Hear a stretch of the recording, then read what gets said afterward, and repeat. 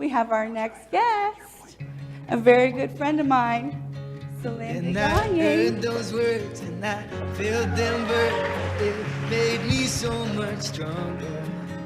Through the summer rain, I begin again as it starts to clear. We could play it a little longer. I'm Maybe refilling. I got this wrong. Maybe I lose it all. Could I You working? like I found my home? Maybe I found my home. Maybe it's just a phase. Hello? There you go. Like I found my home. So I actually want to tell them the story of how we met. So Celine worked for a different company, and I worked for a different company, and we both would be at trade shows together, lots of different trade shows, and we'd always meet up and be like, oh, you're so nice, and we should do something, but what? We didn't know. We wanted to do some kind of work together. Then she branched out and did her own thing. Then I branched out and did my own thing. And then we created an event last June, and we talked about how you are not your feelings. And it was a really epic event. And I think we both broke out of our public speaking situation.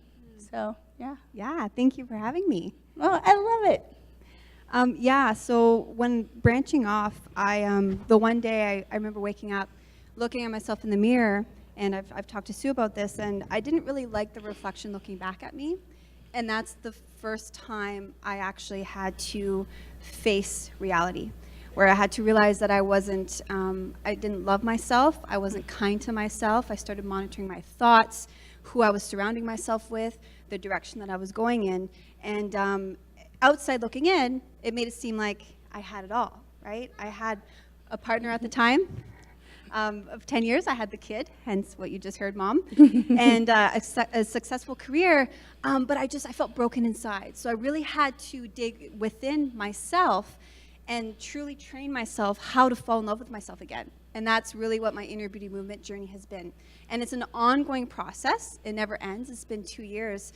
And I continuously find ways to put self-care as a priority, to monitor what is going on around me, if the shows, music, the people are lifting me up or bringing me down. And when I started doing that self-care work and loving myself again is when I slowly started getting out of my depressive state, right?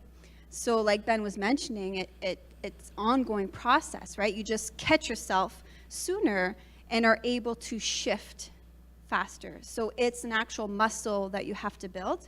And it's an ongoing process that never ends. It really doesn't. Yeah. So my family will be the first to tell you that I'm not always at my best every day, like ever. But throughout the day, or even that extra 5 minutes in the morning, just get your head right and try again. And that's the work of becoming a better person for yourself. And I don't mean being a better person, be a good person. Be a healthy person for yourself. Because I've also dealt with depression. You know, so this is a true thing to work on it every day.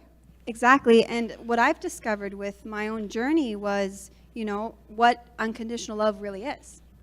And I used to think that it was saying yes to everyone around me, burning myself out, having that trophy on the shelf, yet, maybe in my career, but yet putting my family last.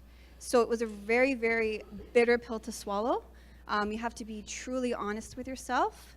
You have to see if your actions are really creating the life that you want for yourself. And when you face that fact, now you have to actually take small baby steps, right? Whether that's self-care, whether that's meditating, whether that's choosing a different food every day that makes you feel better. Adding water to your fluids every day. Yeah, spending time in nature, hanging out with your kid, but playing on the floor and being completely present with them. Putting your phone away, not working when you're with your kid, right? And I thought unconditional love was saying yes to everyone around me and being a people pleaser and not having any boundaries.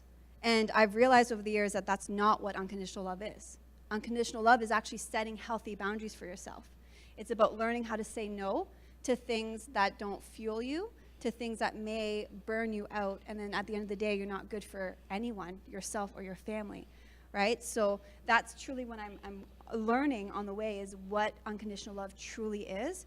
And it's about putting yourself first, because you truly can't fill somebody else's cup if your cup is empty. And it's one thing to 100%. know that intellectually. Like for 2 years, I knew it intellectually. I knew it in my mind what I had to do, but I had to truly experience it. So those are two different concepts. Is you know you need to make changes. You know it's going to be difficult. You know you're not happy in the moment, but you still need to take those steps. And slowly you're going to start to experience it and truly understand at a deeper level.